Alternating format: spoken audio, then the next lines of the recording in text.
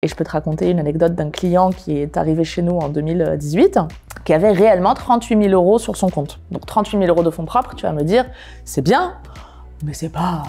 Eh bien pour autant, en 4 ans, on a construit son patrimoine et aujourd'hui, il pèse 170 millions. Bonjour et bienvenue dans ce nouvel épisode de Quel est ton levier? Aujourd'hui, j'ai le plaisir d'accueillir Anaïs, qui est la cofondatrice de l'entreprise Audit & Coverage, qui est un cabinet de M&A et de financement immobilier.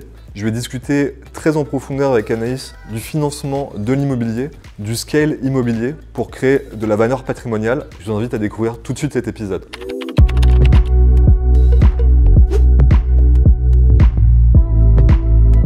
Bonjour Anaïs, je suis ravi de te recevoir aujourd'hui sur l'émission. Donc tu as lancé une boîte qui s'appelle Audit & Coverage il y a 10 ans maintenant, il me semble. Tu as levé un chiffre énorme de 6 milliards pour tes clients sur ces 10 années, donc ça fait quand même plusieurs millions d'euros, je pense, par an, voire centaines de millions d'euros par an. Et tu as aujourd'hui une équipe d'une douzaine de salariés et tu interviens sur plusieurs services, donc à la fois sur la levée de dettes, sur du corporate, mais aussi sur l'immobilier. Exactement. Donc on va pouvoir parler un petit peu financement, finance, dette, argent, donc des sujets que j'adore. Bienvenue et merci d'être là. Est-ce que tu peux te présenter rapidement et présenter Audit & Coverage? Merci Étienne et merci pour l'invitation. Effectivement, tu as bien résumé Audit & Coverage. Donc on a créé cette société avec mon associé et mari, Romain Desnoyers. On a créé la boîte donc en 2013. On était très contents de fêter nos 10 ans il y a 2 semaines. Par ailleurs, on a fait un bel événement, voir tous nos clients réunis, c'était exceptionnel. Notre cœur de métier, c'est de rechercher, de structurer les financements pour nos clients qui sont des entreprises et des professionnels de l'immobilier. Okay. On agit en fait, on adresse les entreprises pour toutes les opérations de haut de bilan. On va beaucoup financer des LBO par exemple. La croissance externe, c'est un sujet qui est très, qui fonctionne bien, qui est très courant, qui est plus ou moins accessible, plutôt plus que moins aujourd'hui avec tous les cabinets experts qui accompagnent les entreprises et les dirigeants. Donc on va adresser ce segment comme ça. On va aussi financer évidemment les bureaux, les entrepôts, pour les entreprises. Et notre deuxième typologie de clients, c'est les professionnels de l'immobilier, donc les promoteurs, les marchands de biens, les foncières. Ça, c'est vraiment un peu notre cœur de business en vrai. Okay. Et ils viennent nous voir quand ils ont, alors non pas un dossier, mais quand ils ont une stratégie qu'ils ont envie d'accélérer. Okay. On agit comme un accélérateur et comme un facilitateur pour le compte de ses clients. Un marchand de biens va venir nous voir en nous disant « j'ai une vision, celle de faire du semi-hôtelier dans les arrondissements, tic, tic, tic, il faut m'accompagner, voilà. » Donc, quand lui seul va réussir à en faire, parce que se financer, c'est possible. C'est un peu painful, mais c'est pas compliqué. On en parlera. Ouais, on peut en parler parce que c'est un vrai sujet. Mais c'est pas impossible. Quand lui va en faire 2, 3 par an, seul, eh bien, quand nous, on l'onboard, on le fait passer à 10 fois plus. Okay. On enlève un peu ce plafond de verre au-dessus de sa tête.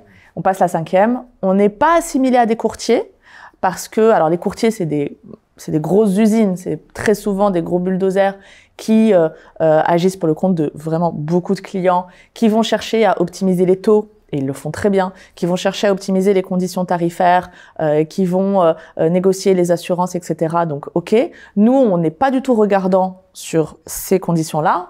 Le taux, t'as 0,10 de plus, 0,10 de moins, je m'en fiche total. Ouais. Et je te le dis, et si t'es pas d'accord avec ça, je t'onboarde pas. Il y a pas de problème. Et par contre, on va mettre l'accent sur quel est le levier qu'on peut actionner pour enlever ce plafond de verre. La stratégie globale, au final, pour industrialiser l'approche. Absolument. Et puis, effectivement, le taux, en fait, il fait partie du business model à un moment donné, quoi. Enfin, tu fais rentrer quelque part, mais...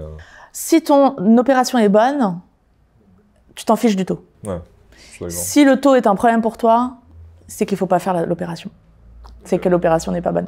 Et juste pour parler un peu de toi, ton parcours, comment t'en es arrivé sur ce secteur? Est-ce que t'as eu d'autres expériences dans le secteur? Parce que en fait, moi, je trouve que c'est un milieu qui est... J'ai travaillé sur une opération justement de financement avec un ex-banquier crédit, donc qui connaît un peu les rouages, etc. Est-ce que c'est le background que vous avez ou comment t'en es arrivé? Parce qu'il y a une certaine complexité savoir parler avec les banques, c'est pas évident, quoi. C'est pas évident. Clairement. Ouais. On n'a pas, alors pas du tout, ni Romain ni moi, on n'a jamais travaillé en banque. Alors moi, j'ai jamais été salarié, j'ai toujours été entrepreneur. Audit and Coverage, c'est ma 3e société. J'ai monté ma première boîte, je venais de rentrer, j'étais en première année de mon école de commerce, une boîte dans l'événementiel, voilà. J'étais président du BDE, j'organisais des soirées. Je me suis dit, je vais le faire pour moi, en fait. Et puis, je vais vendre mes soirées au BDE des autres écoles. Bon, j'ai commencé comme ça. Romain aussi avait déjà créé sa boîte, lui, plutôt à Los Angeles. Et ensuite, il est venu à Paris.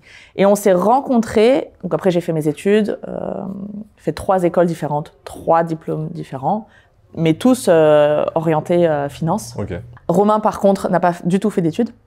Il a été très autodidacte, très vite, sorti de bac, il a eu un BTS et point. Après, il s'est mis à son compte et il a fait des grandes choses. Et on s'est rencontrés à Paris, quand il est revenu de Los Angeles, dans un cadre où on était indépendant pour un cabinet grossiste, pour un cabinet de courtage grossiste. Okay. Et à cette époque-là, on vendait des produits financiers. Okay. Donc, on allait voir les gens pour vendre des produits de placement, etc., qu'on vendait pour des compagnies d'assurance.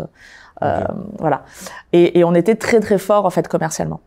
Et on s'est rendu compte que toute la valeur qu'on apportait à ce cabinet, bon c'était très bien, on gagnait bien notre vie, mais on aurait pu totalement le faire nous-mêmes et conserver toute cette valeur chez nous. Donc c'est ce qu'on a fait. Et 2 ans après, on a donc quitté ce statut d'indépendant pour ce cabinet et on a monté Audit and Coverage. Donc on n'a jamais eu de parcours ni en banque ni ailleurs. Par contre, on a travaillé notre expertise. On a travaillé notre relationnel, on a construit notre réseau. Quand on fait une activité comme la nôtre, le fonds de commerce, c'est ton portefeuille de banquier. Si tu as des stars, tu exploses. Si tu as des chèvres, t'es mort. C'est un peu partout pareil, c'est certain, mais c'est quand même très très vrai. Ça peut aller très vite dans notre cas. Donc on a vraiment travaillé notre réseau de banquiers, on a travaillé du coup notre approche, comment est-ce qu'on s'adresse à eux, comment est-ce qu'on leur parle, comment est-ce qu'on optimise les choses pour le client, donc comment est-ce qu'on gagne du temps. Ça, c'est quelque chose que le temps a fait. On l'a pas deviné comme ça. Exactement. D'autant plus que quand on a commencé en 2013, on était vraiment focus sur une clientèle de part. On s'est rendu compte qu'on savait pas faire ça. Et on a très vite pivoté grâce à un marchand de biens qui est venu nous voir, qui nous a fait confiance, qui nous a proposé 2 gros actifs à financer. On a relevé le défi, on n'avait jamais fait ça de notre vie. On a relevé le défi, on a réussi et boum, la vision était un peu tracée. Et depuis 2015, du coup, on ne fait que ça. Okay. Et aujourd'hui, vous vous définissez comme une banque d'affaires ou pas sur votre activité hors IMO? Alors, on ne se définit pas comme une banque d'affaires, d'autant plus qu'on travaille avec beaucoup de banquiers d'affaires, on travaille avec beaucoup de boutiques de M&A, qui donc nous orientent leurs clients quand il faut financer les acquisitions, donc les opérations de LBO dont on parlait. Et nous, on se complète bien en fait avec eux. Donc, on va vraiment agir en binôme. Très souvent, le banquier d'affaires, il a aussi son département en interne de recherche en financement, très souvent. Okay. C'est pas le cas tout le temps. Et nous, on va beaucoup travailler avec les boutiques qui ont besoin d'externaliser cette compétence. Ok, je vois, vraiment sur le financement. Sur le financement. Parce qu'en fait, on oublie souvent, mais le fait de, enfin, dis-moi si je me trompe, mais le fait de parler avec les contacts que tu as pu développer sur ces 10 dernières années, en fait, quand tu parles à la fin, t'as une personne qui a la signature sur un bien, sur un truc. En fait, c'est pas du tout comme le particulier où le truc est automatisé et je sais pas, envoyé dans le département machin qui est dans telle ville, etc. Ou je sais pas comment ils scorent le dossier, mais c'est beaucoup plus automatisé. Là, c'est vraiment limite le bien est visité par le banquier, il y a une direction régionale, le gars ou la fille met sa signature. Et donc, t'as quand même un institut personae. Totalement. Que tu pourrais pas avoir sans avoir ce contact en fait et cet affect et ce truc, c'est une question de confiance à la fin quoi. Alors t'as dit 2 choses très importantes. C'est une question de confiance effectivement et c'est très institut personnel. Question de confiance parce que nous on est un peu un tiers de confiance justement. Donc quand moi Audit and Coverage j'apporte le dossier d'Étienne à Société Générale, je dis n'importe quoi. De base Société Générale elle se dit que t'es stamped Audit and Coverage donc elle te regarde ton dossier avec un regard déjà un peu plus favorable que non. Parce que ça, c'est ce track record et ce recul de plusieurs années qui nous permet d'avoir un petit peu cette facilité et ce petit coup d'accélérateur. Voilà. Et la deuxième chose, c'est que bien évidemment, un banquier, quand on va financer un immeuble dans Paris et que nous, notre sweet spot, il est entre 10, 15 et 50 millions par actif financé. Là, on est très, très confortable. On sait faire en dessous, on sait faire au-dessus, mais on est très confortable dans cette partie-là. Bien évidemment, un banquier, quand il finance 30 bars, il vient, il se déplace, il fait l'expertise et surtout, s'il maîtrise le secteur, s'il maîtrise l'arrondissement, s'il maîtrise la sortie, s'il maîtrise, il va le faire. S'il se sent pas à l'aise, jamais de la vie, il envisage. Et nous, notre force, c'est d'identifier les banquiers qui savent faire cette opération-là. Parce qu'une opération ne peut... C'est pour ça qu'on n'envoie jamais le dossier de financement à tout le marché, on l'envoie à 2 banquiers, quoi. Et on l'envoie pas à 2 banques, on l'envoie à 2 banquiers. Qui connaissent le toujours quartier, une question d'hommes. la rue. Qui connaissent, qui ont cette appétence, qui... tu vois, un banquier qui va financer un promoteur, ça va pas être la même chose qu'un banquier qui va financer un marchand de biens, ça va pas être la même chose qu'un banquier qui va financer une foncière, ça va pas être la même chose qu'un banquier qui va financer la croissance externe d'une boîte de prod, ça va pas être... C'est leur expertise, ouais. Exactement, c'est un peu notre force, c'est notre portefeuille. Et donc typiquement une opération comme ça, c'est en gros donc je prends le marchand de biens, lui il l'achète pour revendre, avec un projet de rénovation souvent. Création de valeur. Création de valeur et il revend. Et il a déjà au début identifié sa sortie. Souvent il a un réseau lui-même vous pouvez même l'aider pour ça, mais il connaît son métier, il sait que ça lui coûte tant d'ajouter la valeur, il le revend à temps, ou il le découpe de telle manière, etc. quoi. Exactement. Tu as le total cost, donc le prix d'acquisition, les travaux, tous les frais, tout ce qui est lié à l'opération. Il va apporter son expertise, donc il va créer la valeur. Est-ce que ça va être par de l'embellissement? Est-ce que ça va être par je rehausse le prix du loyer parce que le loyer n'est pas au prix du marché, ou alors parce que j'apporte de la valeur et donc je peux créer du loyer supplémentaire, etc. Je crée ma valeur, je fais en sorte de rentrer, et ça nous on fait un petit peu ce travail de filtre, je fais en sorte de rentrer dans un minimum de 20 à 25% de marge, parce que si tu n'es pas à 20-25% de marge, en fait ton opération elle est pas... Bon, sauf si on est sur des 100 millions, tu vois, auquel cas, même 10% de marge, t'as gagné ta vie. Mais sur des petites opérations un peu classiques comme ça, c'est quand même des métriques à respecter. Nous, on fait un peu le filtre de ça. On va dire quand même au client, là, c'est peut-être pas le bon moment pour faire cette opération-là, ou alors peut-être qu'on peut rajouter tel service ou telle valeur pour essayer de gagner en marge, ou alors les coûts. On va aussi faire un peu l'ingénierie là-dessus, de financière. Les coûts, voilà ce qu'on peut enlever, voilà les frais financiers qu'on peut économiser, etc., etc. Donc vous l'aidez aussi sur le BP du projet, quoi. On construit le BP marchand. On le construit avec lui, et on le construit, tu me posais la question avec l'angle de l'exit, et on le construit en réfléchissant à qui est à la sortie, qui est l'acheteur. Qui est l'acheteur final? Est-ce qu'on va construire un portefeuille d'actifs ou est-ce qu'on va vendre un par un? La découpe. Exactement. Est-ce qu'on va donc s'adresser à un instit ou est-ce qu'on va s'adresser à un investisseur particulier, plus petit. On réfléchit à ça. Soit le marchand de biens. Alors bon, nous, nos clients, c'est un peu faussé parce que c'est un peu tous des génies de l'immobilier. Ils sont très installés, ils sont très très forts, ils font cette activité depuis très longtemps. C'est rarement des débutants, donc ils ont le réseau, ils ont l'écosystème. Ceux qui se lancent, d'ailleurs là, moi je lance une offre incubateur pour onboarder des professionnels, des marchands de biens en devenir. Eux, ils n'ont pas l'écosystème, donc là, je leur apporte. Et ça fait partie de mon offre, des services que je leur vends.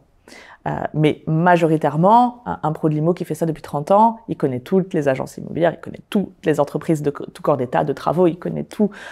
Il a son réseau. Ah oui, non, mais il a son réseau, il le maîtrise très bien et c'est sa force. Et quand on finance une activité de marchand de biens, la banque, elle va regarder qui est l'opérateur, qui est le porteur de projet, quel est son track record. C'est hyper important. Et pour revenir justement sur ce marché, enfin, je trouve ça hyper intéressant sur ton nouvelle offre.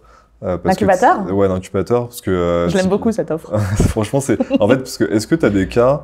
Parce que, en fait, quand tu vends une boîte, tu fais un exit, tu peux avoir un réinvest à faire. Absolument, ton remploi. Ton remploi, tu es éligible pour être un marchand de biens. Absolument, c'est un des cas d'usage. assez direct au final, quoi. C'est assez direct. On a beaucoup de ex-start-upers qui ont fait leur exit avec plusieurs millions, voire centaines de millions, qui sont dans leur 150 0 BTR et qui donc cherchent à remployer les fonds. Et l'activité de marchand de biens est éligible, c'est commercial. Ouais. Et là, nous, on les accompagne aussi dans cette nouvelle activité, puisqu'ils se recyclent donc en devenant professionnels de l'immobilier. Mais tous, en fait, ils font ce pivot. Ouais. T'as monté une grosse structure, une belle start-up, t'es sorti bien avec un beau capital. Où est-ce que tu vas derrière? Tout à fait. En plus, t'es pas à l'ISF, non, c'est ça? Oui, alors après, t'as plein d'abattements. Fiscalement, c'est aussi très intéressant. Le 150 0 BTR aide beaucoup. C'est un peu mathématique, en fait. C'est un peu logique. Et je trouve que ce qui m'a agréablement surpris en immobilier, c'est qu'en fait, t'as une vraie valeur du bien que t'as. En fait, c'est pas comme si t'avais mal dépensé ton argent. Tu peux avoir mal acheté ou pas assez bien acheté, on va dire. Ouais. Mais souvent, ces professionnels de l'immobilier ont leur réseau aussi d'agences, donc ils ont potentiellement ce qu'on appelle du off-market. Tout le temps, ouais. Ils dégainent tout le temps, ouais. En fait, ils ont l'offre que la plupart des gens n'ont pas, quoi. Mais pourquoi? Parce qu'ils ont été identifiés. Et moi, c'est ce que... déjà, ils achètent. Et parce que j'ai commencé donc mon offre incubateur avec la première promo, qui est d'ailleurs exclusivement féminine. Ok, je peux en faire partie. Ah, tu feras peut-être partie de la prochaine. Mais non, mais c'est exceptionnel en plus d'avoir que des femmes dans l'univers de l'immobilier, c'est quand même un peu rare. Moi, dans mes 2800 clients, j'ai une femme pro de l'immo. Okay. Ouais, mais genre une vraie, hein. Elle est solide. Et donc c'est exact. Pourquoi est-ce que le off-market dont tu parles, donc c'est très intéressant. Pourquoi est-ce que ces pros de l'immo ont ce type d'offres, d'actifs? C'est priceless hein, d'avoir ça. Clairement. Ouais. Parce qu'ils se sont fait identifier dans leur vision. Ils se sont fait identifier dans leur domaine. Seul le focus paye. C'est hyper important d'être focus et c'est le premier atelier que j'anime dans cette offre incubateur. C'est l'atelier vision. Nouveau marchand de biens, bonjour. Avant d'aller visiter un appart, quelle est ta vision? Quelle est ta thèse d'investissement? En gros, c'est une thèse d'investissement, quoi. C'est une thèse d'investissement, on peut le dire comme ça. C'est un peu quel est ton ADN. Parce que si tu me dis, je veux acheter un appartement, je veux le retaper, je veux le revendre, ok, bien sûr, tu vas gagner de l'argent. Mais tout le monde fait ça, tu vas pas te faire reconnaître, en fait. Est-ce que tu vas apporter une offre particulière? Est-ce que tu veux constituer un portefeuille? Ça va être du co-living. Est-ce que tu veux faire des suites hôtelières, palaces? Est-ce que tu veux faire que du écolo, mobilier éco-conçu, blabla? Enfin, ok. Il y a 1 milliard de concepts. Il faut que tu te fasses identifier. Et quand tu t'es fait identifier, eh bien, les dossiers off-market, ils viennent à toi. Ouais. Immédiatement. Parce que l'agent immobilier, il veut juste te vendre vite. Hein. Il faut pas mais ce qui est assez, moi, ce qui m'a choqué dans ce secteur, c'est que c'est sans condition, off-market, etc. Et on parle d'OP plusieurs millions, dizaines de millions d'euros, comme tu le mentionnes. Au prix, sans condition.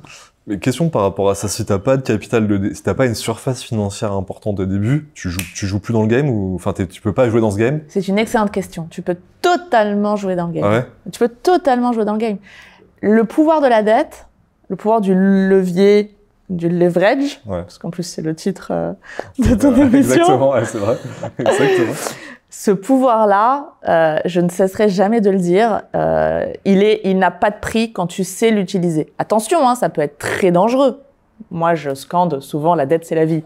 Je dis ça un peu familièrement parce que voilà, c'est un peu mon mantra depuis longtemps parce que je baigne là-dedans depuis 10 ans et que je l'utilise pour moi-même à titre perso. Mais la dette, c'est la vie, ça peut être la mort aussi. C'est très dangereux, comme tu dis, faut faire très attention. Tu as la possibilité, quand tu as absolument pas de fonds propres, ou très peu, et après je te raconte une anecdote qui va illustrer mon propos, tu as la possibilité d'acheter tes fonds propres. Donc ça veut dire que quand tu as peu d'argent et que tu as trouvé une opportunité exceptionnelle, je dis n'importe quoi, 1 million d'euros, ok, bon, tu dois te positionner là-dessus. La banque te finance en moyenne à 80% d'LTV. Okay. LTV, loan to value, donc la quantité de prêt sur la valeur. Ah, je vois ça, c'est haut, je trouve. Je vois 10-60 ou... Oui, 80%, c'est quand tu es avec moi, mais c'est vrai qu'en règle générale, c'est un petit peu en dessous. C'est pas significativement moins, mais c'est un petit peu moins. Donc la banque te finance à 80%. Bon, tu vas me dire, ok, 1 million, j'ai mis 100 000 euros par la banque, il faut quand même que je sorte de 100 000 encore, plus les frais, parce que moi, je raisonne en hors frais. C'est quand même beaucoup d'argent. Eh bien, tu vas faire de l'obligataire. Okay. Tu vas acheter de la dette qui va te coûter cher. Ça coûte très cher. Ça coûte en moyenne 10% de taux d'intérêt. par an et 4 à 5% de frais de structuration. Donc c'est cher. Mais ça, nous, on l'intègre dans notre bilan marchand. C'est les frais financiers. Si l'opération permet de payer ça, on le fait. Ça veut dire que c'est une bonne opération. Si l'opération ne permet pas, une fois que tu as payé tous tes frais, tu te retrouves avec 5% de marge, et ben ça te permet tout de suite de dire que c'est pas une OP, ouais. Voilà, exactement. C'est pas mon OP, tout simplement. C'est ce que tu appelles de la mezzanine ou pas? Oui, absolument, ça peut être de la dette mezzanine. Nous, on fait aussi ça pour nos clients. On crée des club deals, en fait, avec des clients qui ont des fonds propres importants et qui sont OK pour investir dans d'autres opérations immobilières de nos autres clients qui ont moins de fonds propres, parce qu'il faut bien commencer quelque part. Et je peux te raconter une anecdote d'un client qui est arrivé chez nous en 2018, qui avait réellement 38 000 € sur son compte. Donc 38 000 € de fonds propres, tu vas me dire, c'est bien, mais c'est pas... D'accord. Tu vis un an, enfin tu même pas. Ah, ça dépend de ton niveau de vie. Tu peux vivre un mois, tu peux vivre un an, mais en tout cas, tu peux pas acheter des millions d'actifs immobiliers. Eh bien, pour autant, en 4 ans, on a construit son patrimoine et aujourd'hui, il pèse 170 millions. Donc c'est quelque chose qui, c'est possible dès lors que tu as le bon sourcing, tu es bien accompagné et surtout tu fais confiance à un cabinet comme le nôtre ou un autre, mais un cabinet qui va t'accompagner dans cette gymnastique pour bien maîtriser ton leverage. Je suis fasciné par ces montages financiers, par ces mécanismes et cette financiarisation, parce qu'en fait, tu le vois bien quand tu montes n'importe quelle boîte, qu'on parle d'immobilier ou pas, ouais. À un moment donné, ta croissance organique, en fait, si tu as vraiment envie de monter un empire, entre guillemets, ouais. Tu sais que tu vas devoir passer par du financement, du build-up. Ouais. C'est exactement ce que tu es en train de décrire en IMO, mais c'est qu'en fait, il faut que tu décapes cette vision de genre l'argent c'est rare, etc. En fait, ce que tu es en train de dire, c'est qu'il n'y a pas de problème d'argent. En fait, il n'y a pas de frein. C'est ça. Ton frein, il est juste mental, mais en fait, tout ça, ça dépend de l'OP que tu as monté. Et en plus, avec un cabinet comme toi ou d'autres, t'as un tampon implicite de OK, ton OP, elle fonctionne. Enfin, si la banque, elle te finance, c'est que ton OP, elle est bonne structurellement. Donc, vas-y, on en fait autant que tu veux, quoi. Exactement. Et encore une fois, qu'est-ce qu'on fait pour enlever ton plafond de verre? Eh bien, c'est ça. Donc déjà, on enlève un peu tes croyances limitantes de c'est pas pour moi, j'ai pas les moyens, je sais pas faire, voilà. Il faut que on ne fasse pas l'opération parce que l'opération n'est pas bonne, pas parce que t'as pas les moyens de le faire. Ouais. C'est une question de montage financier, de mécanisme, c'est une question de storytelling, c'est une question pour tout ça, c'est notre expertise. Mais question, si tu te mets en garantie personnelle. Parce que souvent, je sais pas, ils vont te demander ça, je pense. Ah bah oui. Ta caution. La caution personnelle. Au pire des cas, il se passe quoi? Bah, tu bancoutes et puis tu t'en fous, quoi, non? Enfin, Non, tu t'en fous pas. Non, c'est un peu... En fait, la banque, elle va évidemment chercher des garanties le plus possible. Bon, alors, majoritairement, t'as une garantie hypothécaire, qui est déjà pas mal. Si en plus de ça, on te rajoute une caution, souvent, on va prendre la caution de la personne morale. Donc, de l'entreprise, alors la holding ou la SARL qui achète, blablabla. Et si ça marche pas, on va prendre ta caution perso. Bon, si au grand jamais tu plantes l'opération, c'est-à-dire que tu ne rembourses pas la banque. Bon, faut y aller quand même, parce que ça veut dire que toutes les garanties avant, hypothécaires et compagnie, elles n'ont pas fonctionné. Ensuite, la banque, elle va venir te chercher toi. La caution personnelle, ça veut dire qu'on va te chercher toi personnellement sur tes biens qui sont en nom propre. Donc principalement, ta résidence principale, et puis si tu as fait des investissements en nom propre à côté, bon voilà. C'est quand même un peu chiant. Bon, je n'ai jamais vu de cas où ça s'est soldé comme ça parce que c'est un peu le scénario cata. Mais si jamais ça arrive, il y a évidemment des recours qui existent. Il y a des restructurations, il y a plein d'étapes à envisager avant d'arriver à l'étape de ta résidence principale est en péril. Enfin, il y a te faire accompagner par un avocat spécialiste qui va négocier avec la banque pour réduire le montant de la caution, pour que tu puisses payer. Bon, voilà. J'insiste sur ce point parce que c'est vrai que souvent ça peut être des points de blocage quand tu lèves de la dette, de dire en fait tu vois ça comme une montagne, mais en fait si l'opération est bien ficelée, ton bien dans tous les cas alors, ça dépend où t'achètes, mais il va pas perdre 40. Enfin il y a peu de chances qu'il perde 40% de valeur. On est d'accord. Si t'achètes à Tulle, je peux pas m'engager, mais si t'achètes dans le Marais, bon, t'es détendu. De base t'es détendu. Et quand bien même ça fluctue, parce que bon là en ce moment ça fluctue. Bon, on n'est jamais sur du moins 30, plus 30. Ça va être moins 2, moins 3, moins 4. Et encore une fois, ça va dépendre de qu'est-ce que toi, tu vas apporter comme valeur au bien pour te prémunir, pour être prévoyant face à une fluctuation ou alors une petite secousse immobilière. C'est comme dans toutes les industries, finalement, il faut aussi que tu innoves dans ta proposition de valeur, quoi. C'est ça. Que là, si tu me sors un bureau où tu as la machine à café, je sais pas, payante, avec tu as pas d'espace commun, machin, truc à l'ancienne. Bah, tu t'es pas différencié, hein. C'est mort, quoi. T'es mort, ouais. T'es juste un bureau parmi tant d'autres. Et quand on va taper sur ce loger bureau blabla, bah, il va y en avoir 3000 qui vont sortir. Donc, d'ici que ce soit le tien qui soit sélectionné, non, faut effectivement, je pense que, l'importance d'être accompagné, c'est, il n'y a pas plus important que ça. Ouais. Quand on veut se lancer, en tout cas, dans cet univers, y aller seul.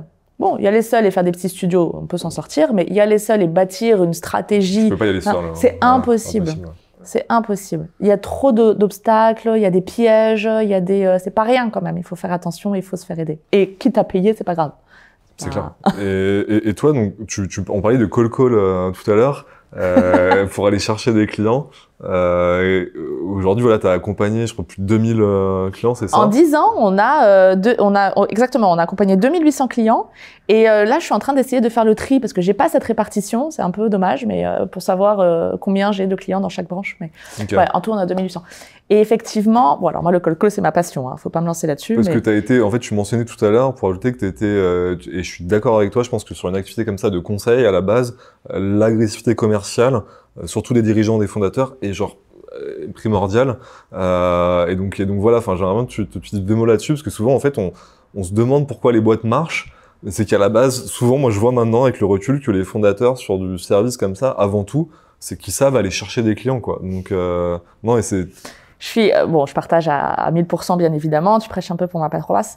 Romain et moi, pourquoi est-ce qu'on a quitté un peu ce statut d'indépendant qu'on était pour ce courtier? C'est parce qu'on s'est rendu compte, en fait, que, en termes de prospection téléphonique et d'acquisition client, on était particulièrement fort par rapport à la moyenne, voilà. Moi, c'est vraiment ma passion. Je dis ça avec beaucoup d'humilité, mais c'est juste que j'adore ça. Donc, quand tu aimes ça, en règle générale, bon, t'es à peu près bon, quoi. Tu sais le faire. Et donc, c'est pour ça qu'on est parti. Et on s'est mis à faire donc du cold call et à aller chercher un peu les clients qu'on voulait, etc., etc. Je te la fais long story short. Et on avait des résultats qui étaient tellement exceptionnels qu'on s'est même mis d'abord à vendre des rendez-vous à nos concurrents, tu vois, parce qu'on attendait des protocoles signés avec quelques-uns de nos partenaires. Donc, dans cette attente, plutôt que de rien faire et de pas gagner d'argent, on s'est dit qu'on allait vendre notre savoir-faire. Donc, on a vendu du lead. Et c'est une école exceptionnelle parce qu'on t'apprend quoi au cold call? On t'apprend à traiter l'objection. Donc, quand il y a une objection, tu sais la reconnaître et tu sais la traiter. Et on t'apprend surtout à c'est un non, next. Tu ne t'époumones pas sur un non, en fait. Non, ok, next. Et c'est robot. Ouais, c'est clair. Tu réfléchis pas. Il y a un taux de transformation, quoi. C'est ça, il y a un taux de transformation. C'est la loi du nombre. Il y a un taux de transformation à respecter et c'est simple. Et après, cette même mécanique, tu l'appliques dans tous les pans de ta vie, y compris la négociation avec les banques, la négociation avec les clients, la négociation des honoraires, enfin, tu l'apprends avec tout. Il y a une objection, elle est identifiée, elle est traitée. Le mec, il dit non, tu l'as capté en 3 secondes, tu perds pas ton temps. Productivité optimisée, merci, au revoir. Totalement d'accord. T'as des chiffres là-dessus, parce que j'essaie de comparer, moi, justement, le prix d'un lead qualifié sur différents leviers. Et j'ai beau tourner le modèle dans tous les sens, je me rends compte qu'effectivement, prendre son tel et d'avoir un taux de transfo, je sais pas, 5% sur tous les calls qualifiés que tu peux, enfin, sur une liste qualifiée, tu pourras jamais sur une journée, je sais pas, si ta journée te coûte quelques centaines d'euros, peut-être à 30, 50 euros du rendez-vous qualifié, il n'y a aucun autre levier où tu peux avoir ces coûts-là. Je sais pas si tu as un espèce de proxy, si tu vois la même chose, ou tu vas te dire combien finalement, si imaginons, je sais pas, tu te rémunères 5 000 euros, 3 000 euros, enfin, combien te coûte finalement, combien tu arrives à générer par jour de rendez-vous qualifiés, surtout que toi, tu es quand même sur des OP, où t'as peut-être pas un volume énorme enfin je sais pas, mais tu vois Alors là maintenant, oui, alors c'est vrai qu'on est monté en compétence avec le temps, hein. Quand on faisait beaucoup de call, on n'était pas sur des opérations aussi complexes et lourdes et importantes en montant. que maintenant. Les clients que j'adresse aujourd'hui, je les adresse pas en décrochant mon téléphone, le bottin, voilà, je les adresse avec la recommandation. D'ailleurs, en vrai, ils viennent à moi maintenant, je les appelle. Mais je faisais quand même de 2013 à 2014, 2015, tu vois, j'en faisais quand même régulièrement. Alors, non, jamais une journée entière. Nous, c'était par tranche de 2 heures. On faisait ça 2 heures le mardi matin, 2 heures le jeudi matin. Et 2 heures, ça représentait entre 120 et 150 appels. Okay. Donc, c'est vraiment robot. Hein. Il n'y a pas de temps mort. À la fin, je suis fatiguée. J'ai mal, je dois boire de l'eau, tu vois, genre sportif.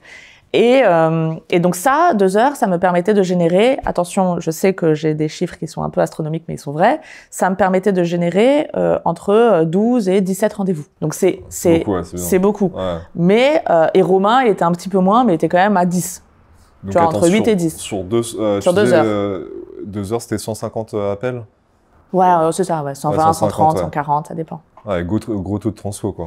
Gros taux de transfo. Mais parce que moi, le mec, je sens qu'il va me dire non, il me dit non, T'avais déjà raccroché? Je le raccroche jamais au nez parce que c'est pas, voilà, mais je suis déjà en train de me mettre dans le mindset du call d'après. Donc, oui, merci, au revoir. Et le call d'après, et tac, tac, tac, tac, et ça s'enchaîne. Donc, ça nous permet, attention, c'était des rendez-vous pris. Maintenant, les rendez-vous faits, là, sur la semaine, on écrémait, en fait. Donc, on qualifiait le rendez-vous. Si le rendez-vous est qualifié, donc bien paramétré avec les questions importantes, eh bien, on faisait le rendez-vous et le rendez-vous était honoré par le prospect. Si par contre, le rendez-vous pris n'est pas qualifié, t'es sûr que le prospect, il t'a oublié, et puis toi, tu sais que tu vas y aller dans le vide. Donc, et ça représentait, à nous deux, une quinzaine de rendez-vous faits. Ok. À nous, ouais, c'est ça. Donc, genre sur 25 rendez-vous pris à nous deux, voilà, on en faisait une quinzaine. Okay. Et sur ces quinzaines-là, on en transformait 80%. Donc là, t'en perdais pas trop au final, J'en perdais, mais même volontairement. Ouais, parce que vu que t'as pas le temps dans la journée, parce que le capital temps, tu peux pas... Bon, tu dis, là, j'ai 4 rendez-vous à faire, plus après, je dois quand même, moi, faire mes dossiers, mes machins, mes trucs. Tu sais que tu vas pas perdre du temps avec des rendez-vous qui vont être pas qualifiés. Ouais. Exactement. Donc, on écrémait et on avait et on transformait après en signature 80%. Closing 80% des personnes. Ça, c'est beaucoup aussi pour ce... Et pour moi, c'est pas assez. Ah ouais. Bon, 80%, c'était très bien et ça aurait pu être plus, mais les 20%, en règle générale, c'est une moyenne que je te donne, qui ne se faisaient pas, c'était pas qu'ils ne se faisaient pas parce que le service n'était pas bon, c'était que c'était pas le bon moment. Et après, alors, il y a 2 écoles. Moi, je suis pas de l'école de on me dit que c'est pas le bon moment pour moi aujourd'hui, et puis je note un rappel, parce que le bon moment pour toi, ça va être dans 3 mois, et je note de te rappeler dans 3 mois pour venir te voir dans 3 mois. Moi, je suis pas du tout de cette école. Ouais, moi, tu me dis oui aujourd'hui. Et si tu me dis non plus tard, bah, tu m'as dit non, en fait. Mais dans mes collabs, il y en a plein qui n'étaient pas d'accord avec moi, qui voulaient quand même faire les rappels, et puis y aller, et puis retourner, et au final, tu te rends compte que ça sert à rien, en fait. Le mec, c'était juste une manière un peu une manière un peu lâche de te dire non, quoi. Tu vois, une manière pas très franche. Une objection un peu déguisée, quoi. Une objection déguisée, exactement. Donc c'est pour ça que voilà, mais c'est une très très belle école c'est clair, de faire du cold call.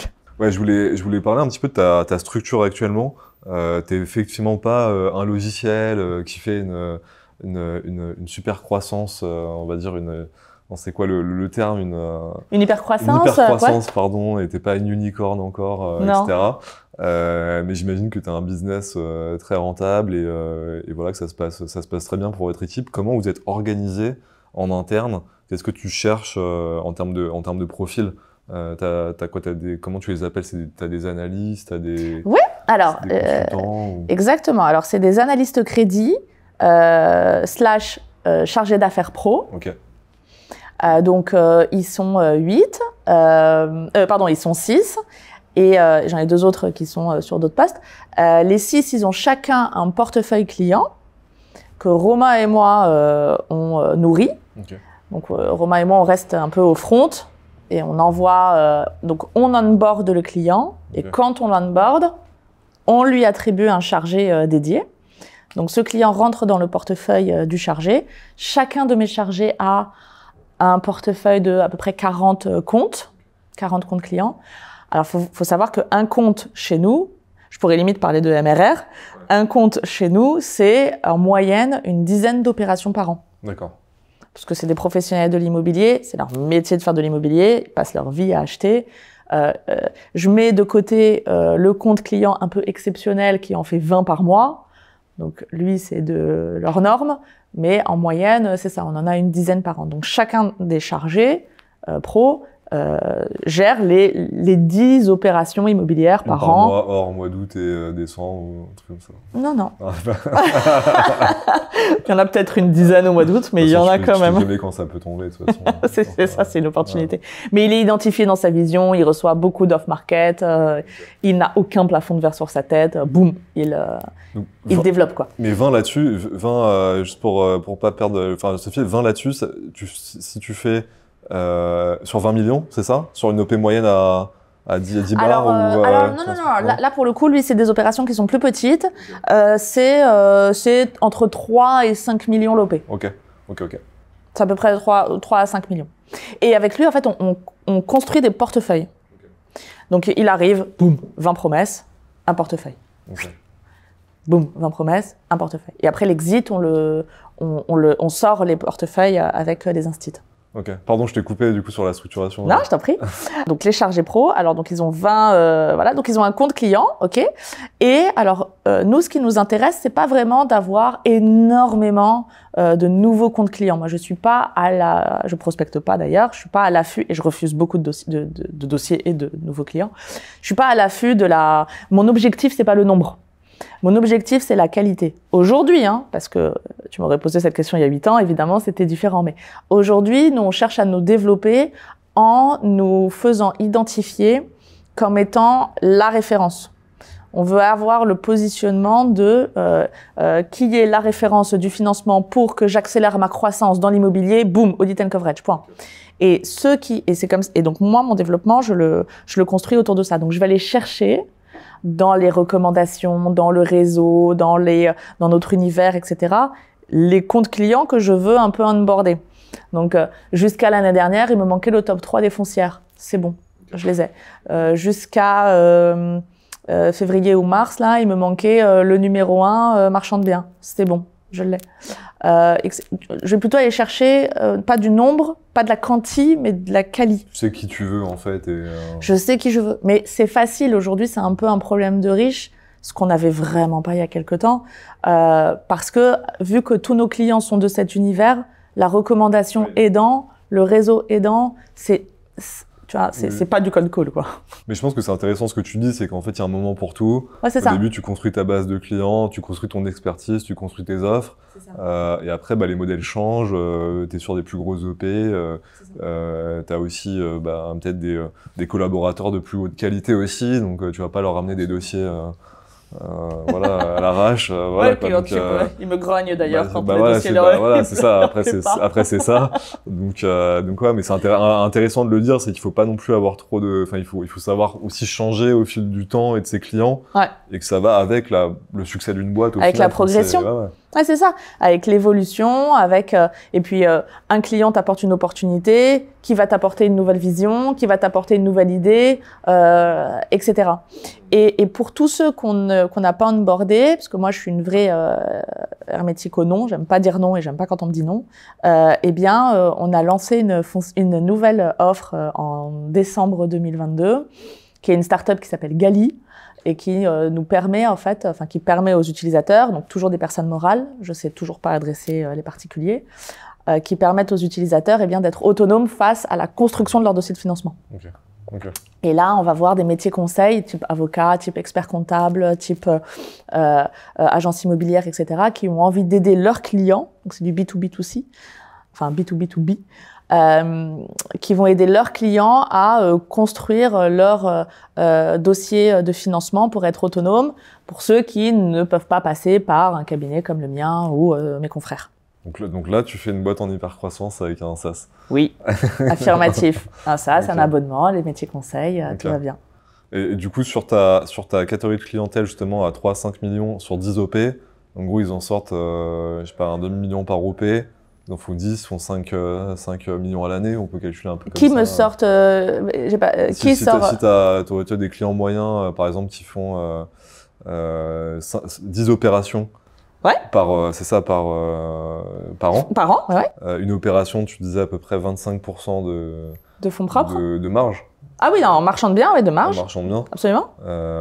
Donc, voilà. Ouais, donc t'es sur ça dépend de l'OP, mais entre 600 000 euros par OP, quelque chose comme ça. De marge. De marge, ouais. Ouais, c'est ça, ouais, à peu près. Et là, ils en font 10, donc ils font 6 millions. T'es sûr de... Enfin, tu peux viser, en tout cas... c'est pas pour non, je comprends ce que tu dis. C'est juste pour dire, en fait, la vision de si quelqu'un veut s'y mettre aussi. Alors, je vais te donner pour ça un exemple concret.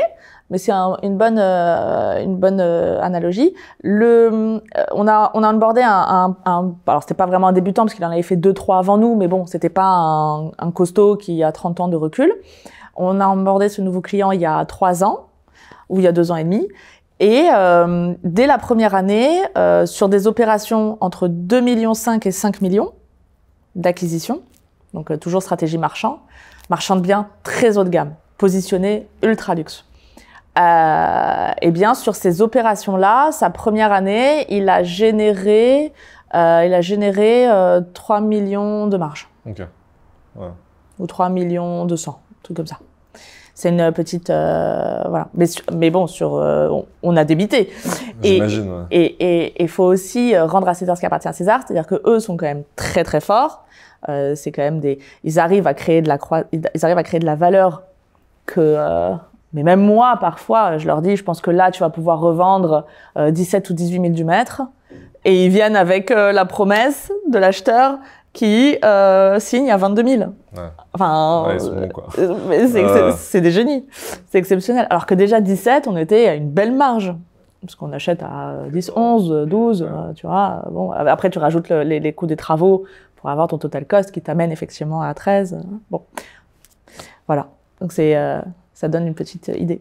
Et même dans le contexte actuel, tu arrives à... Enfin, je veux dire, il n'y a pas de... Aujourd'hui, tu as des belles opérations, c'est juste que les métriques sont un peu différentes. Ouais. Mais tu arrives toujours à sortir des belles opérations, quoi. On arrive toujours à sortir des belles opérations. Aujourd'hui, le contexte, il est évidemment un peu plus difficile, avec la hausse des taux, les conditions bancaires qui se resserrent. C'est plus difficile. Ça ne veut pas dire que c'est impossible. Ouais. On va être un petit peu plus regardant sur la qualité de l'actif, on va être plus regardant sur la stratégie de l'exit, et puis surtout avec ce niveau de taux, bon, quand tu es en stratégie marchand, tu es en Euribor 3 mois plus la marge qui va être à 3% là, donc tu empruntes à 6 presque, entre 5,5 et 6. Bon, ça commence à devenir... tes frais financiers sont importants. Sur 3 ans, tu es associé avec la banque. Hein. T'as fait 50-50 entre ta marge et les frais financiers. Ton associé, c'est la banque. Donc là, on va essayer de jouer un petit peu sur les frais financiers. On va jouer sur la durée. On va regarder si ton opération est traîne 36 mois. Pour je ne sais quelle raison, parce que le permis de construire, parce que l'ADP, parce que les travaux, parce que la copropriété, enfin, il y a toujours 1000 choses. On va plutôt conseiller de ne pas y aller. Okay. Et on va plutôt conseiller d'aller sur des opérations qui se débouclent vite, parce qu'il va falloir faire un gain sur les frais financiers, parce qu'en ce moment, ils coûtent cher. Ouais, les frais financiers, c'est les taux d'intérêt. Mais... Plus rapide, ouais. Plus rapide, ouais. Quelle va être la stratégie rapide?